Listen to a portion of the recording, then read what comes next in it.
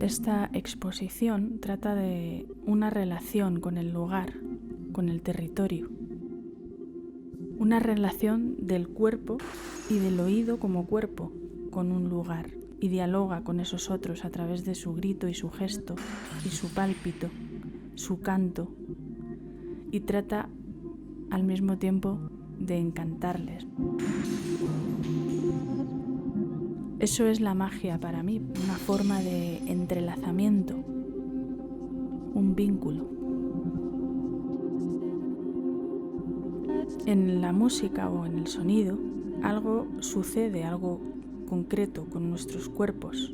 Para mí es algo que acontece, que nos atraviesa y nos pone en contacto, algo que nos toca, que nos sincroniza. Eso es la música.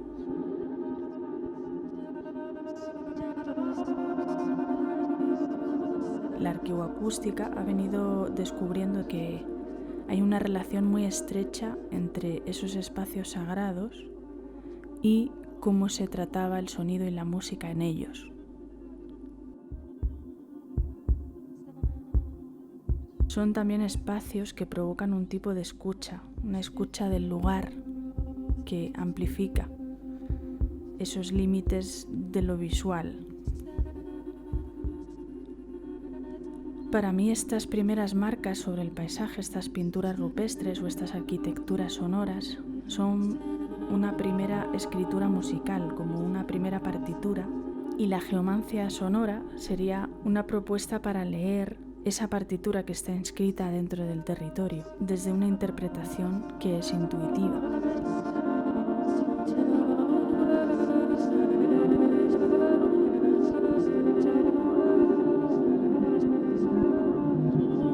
Si podemos entender el paisaje como una memoria que puede ser interpretada desde la metáfora del sonido y de lo musical, este tipo de escucha sería una forma de escucha especulativa, es decir, abierta a una imaginación, a la imaginación geológica.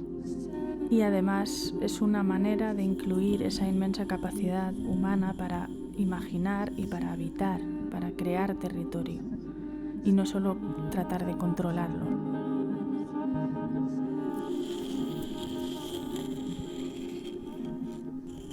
Los materiales que habitan en ese lugar, como las piedras o el agua, los minerales, el resto de habitantes, terrícolas, humanos y no humanos, que están constantemente atravesando el espacio, forman una red de relaciones que tiene una capacidad expresiva y que contiene una memoria.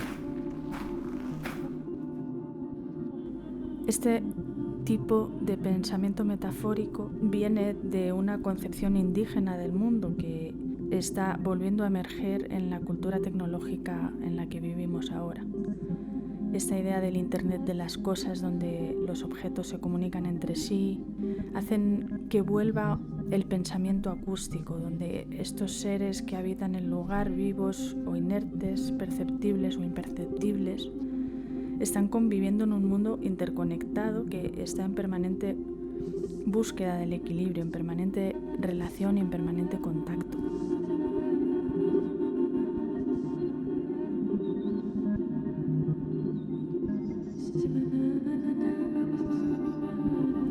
Para mí el sonido es una herramienta privilegiada para hablar de todas esas relaciones invisibles, una metáfora que es capaz de ponernos en contacto con todo aquello que no vemos, pero que sin embargo suena.